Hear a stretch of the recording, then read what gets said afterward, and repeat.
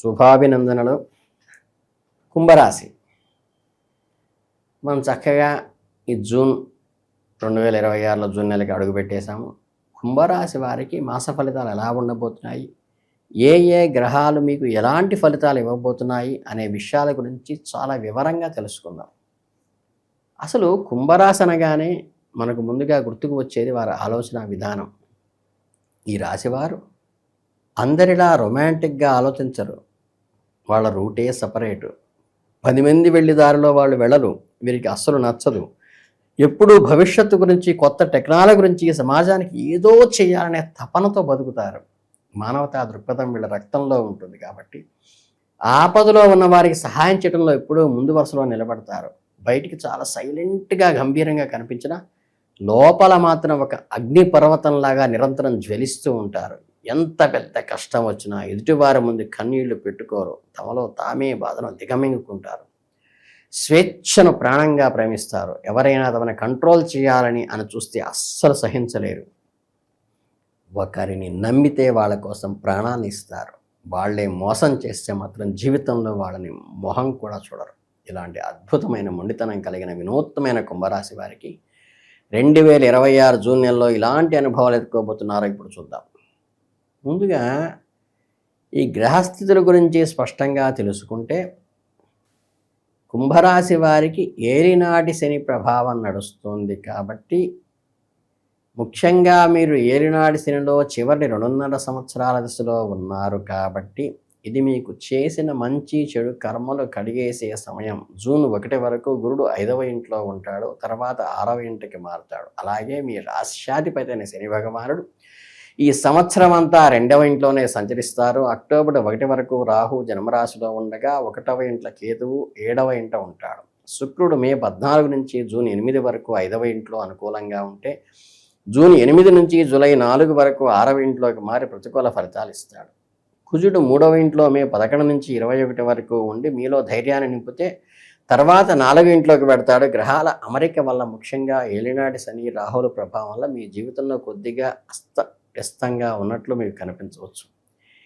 ఏ పని తలపెట్టినా అది వెంటనే పూర్తి కాదు. 10% పని మిగిలి ఉంటుంది. అంటే అంతా అయిపోయి చివరిలో కొద్దిగా మిగులుతుంది. దీనివల్ల మీకు చాలా చికాకు వస్తుంది. ఏలినాటి శని 2వ ఇంట్లో ఉండటం వల్ల మీకు ప్రతి అడుగులో చాలా జాగ్రత్తగా కష్టపడి వేయాలి. లేకపోతే సులభంగా సమస్యల్లో చిక్కుకునే ప్రమాదం ఉన్నది.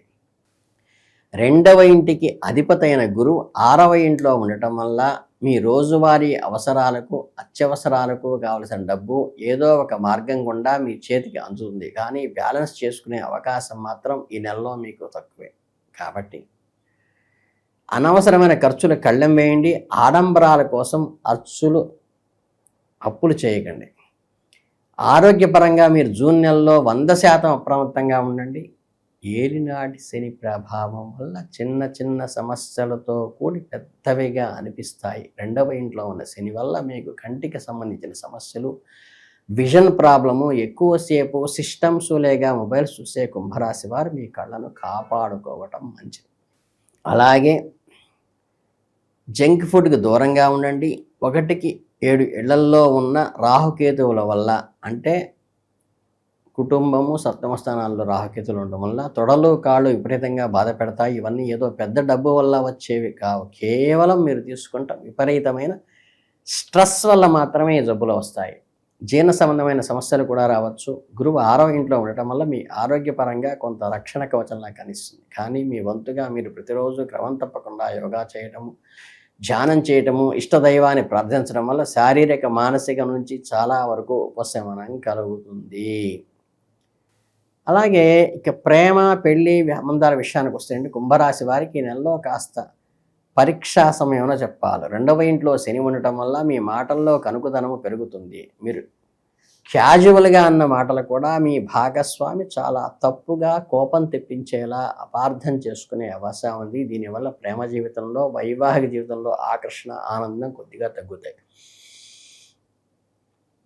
1వ ఇంట్లో రాహువు, 7వ ఇంట్లో కేతువు ఉండటం వల్ల భార్యాభర్తల మధ్య, ప్రేమికుల మధ్య అర్థం లేని అపార్థాలు, ఎడబాటు ఫీలింగ్స్ వస్తాయి. మీకు ఏ రకమైన గాఢంగా ప్రేమిస్తూ ఉన్న వారినైనా సరే పెళ్లి చేసుకోవాలని తొందరపడుతుంటే కనుక దయచేసి ఆలోచనను ఈ నెలలో వాయిదా వేసుకోండి.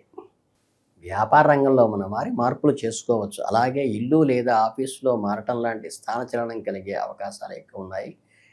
మీరు చేసే వ్యవహారాల్లో నిరంతర ఆటంకాలు, కోర్టు వ్యవహారాలకు కూడా సూచన మాత్రంగా చెప్పక తప్పదు.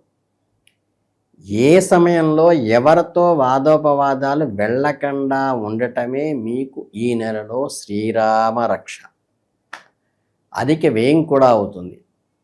అలాగే ఈ జూన్ నెలలో మీరు చేసే ప్రయత్నాలకు సంబంధించి మీకు ప్రయత్న కార్యానుకూలత తప్పకుండా లభిస్తుంది. మీరు గట్టిగా పట్టుబడి పెడితే, ఓపికతో ప్రయత్నిస్తే పనులు నెరవేరుతాయి. దానికి తగ్గట్టుగా కష్టాలు కూడా మీరు హెచ్చుగా అనుభవిస్తారు. అంత సులభంగా ఏదీ చేతికి రాదు. అయితే ఈ జూన్ నెలలో మీకు కొన్ని నూతన కార్యక్రమాలు మొదలు పెడతారు. వాటి వల్ల మీరు మానసికంగా ఎంతో ఉల్లాసాన్ని పొందుతారు. అలాగే ఇంట్లో ఏదైనా మంచి చేయాలి అన్న శుభకార్యాలు, ఆలోచనలు పొందుతారు. మీకు ఏవైతే కొత్త పనులు, నూతన కార్యక్రమాలు చేయాలనుకుంటున్నారో అవి మీ మిత్రుల సహాయ సహకారాలతో పూర్తవుతాయి. కాబట్టి స్నేహితులతో సత్సంబంధాలు నెరవేరటం ఈ నెలలో మీకు బాగా కలిసి వస్తుంది. కానీ ఇంకోవైపు చూస్తే ఈ పనుల కోసం విపరీతమైన ధన వ్యయం చేస్తారు.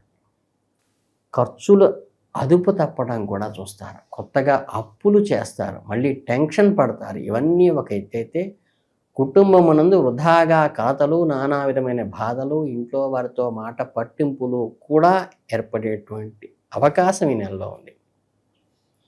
ఇక కెరీర్, ఉద్యోగ, వ్యాపారం విషయానికి వస్తే జూన్ నెలలో మీకు మిశ్రమ ఫలితాలు ఉండబోతున్నాయి. 2వ ఇంట్లో ఉన్న శని మిమ్మల్ని విపరీతమైన ఒత్తిడికి గురి చేస్తాడు. నా భవిష్యత్తు ఏమైపోతోంది, నేను అసలు ఎట్టి వెళుతున్నాను అన్న అనవసర భయాలకు, ఆందోళనకు మిమ్మల్ని రాత్రింబవళ్ళు వెంటాడుతూ ఉంటాయి. 1వ ఇంట్లో రాహువు, 7వ ఇంట్లో కేతువు ఉండటం వల్ల మీరు కెరీర్ పట్ల చాలా ఇన్సెక్యూరిటీగా ఉంటారు. ఆలోచించడం వల్ల మీరు తీసుకోబోయే అడుగులు తడబడేటువంటి ప్రమాదం కూడా ఉంది. మీరేమో పర్ఫెక్ట్గా పనిచేద్దాం అనుకుంటే చుట్టుపక్కల పరిస్థితులు అందుకు సహకరించకపోవచ్చు. వ్యాపారం చేసేవైతే మీ కాంపిటీటర్స్ నుండి తీవ్రమైన ఒత్తిడి, బెదిరింపులు ఎదుర్కొంటారు. కొత్త బిజినెస్లకు ఒకేసారి మొదలు పెట్టాలనుకున్నా, కొత్తగా ఎవరితోనైనా పార్ట్నర్షిప్ వ్యాపారాలు చేయాలనుకున్నా దయచేసి జూన్ నెలలో ప్రారంభించకండి. అలాగే మీరు ఉద్యోగస్తులైతే కూడా ఎంతో అంకిత భావంతో కష్టపడి పనిచేసినా మీ పై అధికారుల నుంచి మీకు దక్కాల్సిన గుర్తింపు దక్కదు. ఫండ్స్ లేక ప్రాజెక్టులు ఆగిపోవటం లాంటివి జరుగుతాయి. ఇవన్నీ నెగిటివ్ విషయాల మధ్య ఒక గొప్ప పాజిటివ్ విషయం చెప్పంటారా? 6వ ఇంట్లో గురువు మీ చంద్రరాశిని తన దైవీక దృష్టితో చూడడం వల్ల కొన్ని అడ్డంకులు, సమస్యలు ఉన్నా సరే మీ బురద నుంచి కూడా కమలంలాగా పైకి లేచేలా మీలో ఉన్న నైపుణ్యం మిమ్మల్ని కాపాడుతుంది. కెరీర్లో కాస్తంత స్ట్రైన్ అయ్యేలా చేస్తుంది. 3వ ఇంట్లో ఉన్న కుజుడు కూడా మీ ఆశయాలు నెరవేర్చడానికి నిలబడతాడు. ఆర్థిక పరిస్థితి ఎలా ఉంటుందో తెలుసుకోబోతే ధన ప్రవాహంలో మీరు ఆశించినంత సాఫీగా ఉండదు. 2వ ఇల్లు అనేది ధనస్థానము. ఇక్కడే శని భగవానుడు ఉండటం వల్ల రావాల్సిన డబ్బు సమయానికి రాక ఆర్థిక లావాదేవీలు చాలా మందంగా నడుస్తాయి. పొదుపు చేద్దామన్నా ఏదో ఒక రూపంలో ఖర్చు వచ్చి పడుతూ ఉంటుంది. డబ్బును దాచిపెట్టడం, అక్యూములేట్ చేయడం అనేది నెలలో ఒక కలలాగే మిగిలిపోతుంది. లగ్నంలో ఉన్న రాసులు, సప్తమంలో ఉన్న కేతువు మీ డబ్బులు సంపాదించే మార్గాలను అనవసరమైన డిస్టర్బెన్సెస్ క్రియేట్ చేస్తాయి. వైవాహిక జీవితంలో అడుగుపెట్టడానికి ఇది అస్సలు అనుకూలమైన సమయం కాదు. ఒకవేళ మీకు ఇంకా పెళ్లి కాకపోతే 6వ ఇంట్లో ఉన్న గురువు మీకు భవిష్యత్తును మంచి సంబంధాన్ని ఎంపిక చేసుకోవడానికి ఒక దారి చూపిస్తాడు. మే 14 నుంచి జూన్ 8 వరకు శుక్రుడు 5వ ఇంట్లో ఉన్నప్పుడు కుటుంబంలో కాస్త సంతోషము, సంతృప్తి నెరవేరుతాయి. కానీ 15 తర్వాత మీ ఇంట్లో ఆర్గ్యుమెంట్స్ పెరుగుతాయి. కుటుంబ సభ్యుల మధ్య ఈ క్వారల్స్, వ్యక్తుల మధ్య గౌరవాలు కూడా తగ్గుతాయి. ఇవన్నీ గ్రహాల మాయ అని గ్రహించి మీ వైపు నుంచి మీరు 100% కాంప్రమైజ్ అవ్వడానికి, అడ్జస్ట్ అవ్వడానికి ప్రయత్నించండి.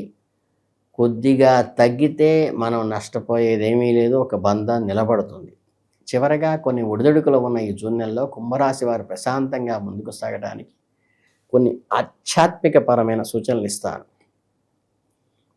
ఓం శనైశ్వరాయ నమః అని శనిగ్రహాన్ని కూడా పోషించండి. తైలాభిషేకం చేయండి. నవగ్రహాల దగ్గర చక్కగా బెల్లం ముక్క నివేదన చేయండి. ఓం నమో నారాయణాయ అనే దైవ సేవ దైవనామాన్ని జరించడం కూడా మీకు ఏమేం కావాలో అన్నీ నారాయణ ఇస్తాడు. ఎన్ని కష్టాలు ఎదురైనా మీలో ఉన్న కుంభరాశి ఫైర్ని మాత్రం ఎప్పటికీ ఆరిపోనివ్వకుండా ఉండండి. మీ యొక్క లక్షణము, వ్యక్తిగత లక్షణము, సాహసము, ఓపిక మాత్రమే మీకు నెలలో సేవ చేస్తాయి.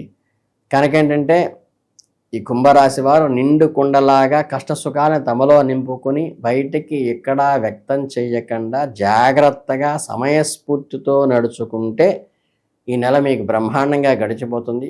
ఆల్ ది బెస్ట్ చెబుతూ లోకా సమస్తా సుఖినో భవంతు.